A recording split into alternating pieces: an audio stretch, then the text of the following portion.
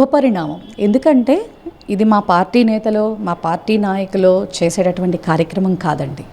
రాష్ట్ర ప్రజల యొక్క మనుగడ, మరి విద్యార్థుల భవిష్యత్తు, అట్లాగే వాళ్ళకి గవర్నమెంట్ ద్వారా అందవలసిన రెండు మేజర్ ఆస్పెక్ట్స్ ఏంటంటే విద్య, వైద్యం.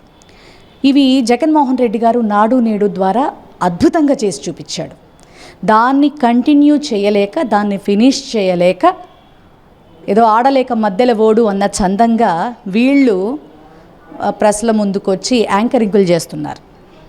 అంతే తప్ప అసలు ఎక్కడ నీతి, నిజాయితీ, నిబద్ధత, వాళ్ళ శాఖల మీద పట్టుగా ఒక మాట మాట్లాడటం కానీ, అసలు పీపీపీ గురించి అసలు దానికి సంబంధించినటువంటి మినిస్టర్ గారైతే అసలు వారికి మహానుభావులు, చేతులెత్తి నమస్కారం చేయొచ్చు.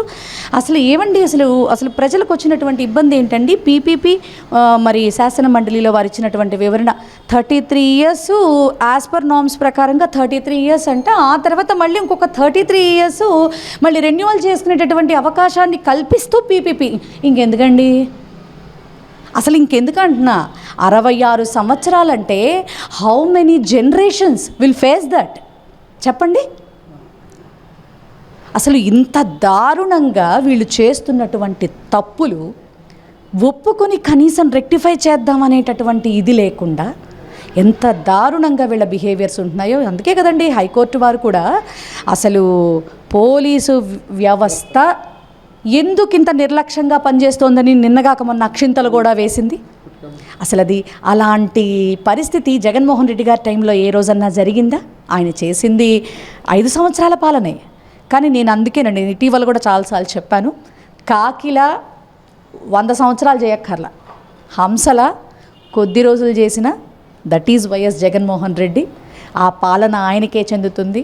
మరి రాజశేఖర్ రెడ్డి గారి తనయుడంటే మరి ఆ బ్రాండ్ క్రియేట్ చేశాడు జగన్మోహన్ రెడ్డి గారు. ఖచ్చితంగా మళ్ళీ 29 నుంచి రాజన్న పాలన, సువర్ణ పాలన, మళ్ళీ ఎప్పటికీ మా జగన్మోహన్ రెడ్డి గారు ఉన్నంత వరకు ఈ రాష్ట్ర ప్రజలకి ఎట్లాంటి ఇబ్బంది కలగకుండా మంచి పాలన అయితే ఖచ్చితంగా అందుతుంది. దానికి నిదర్శనంగానే ఈ కోటి సంతకాల సేకరణ.